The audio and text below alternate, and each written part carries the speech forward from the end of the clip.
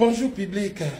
Donc, son excellence Didier Nzongo, monsieur l'ambassadeur de la culture et de l'investigation de la SAP, j'avertis mon collègue, l'artiste et musicien Ferry Gola, parce que l'album est bini, des génériques qui dédicacés, dans la plusieurs chants dédicacés à té, na kozwa tant que 2 ou 3 chansons tikali, ce qui va dédicacer à té, na ko compliqué artiste na ndenge ya mukete.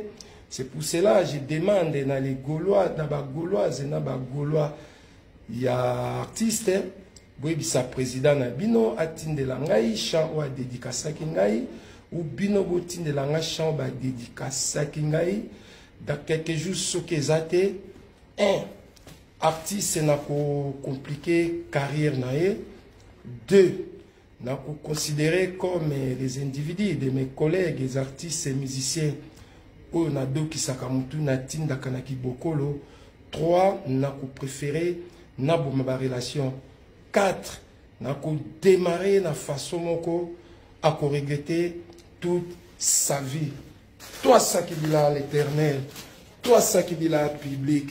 Merci monsieur l'ambassadeur de la Kitty, de l'investigation de la SAP. Vive la RDC.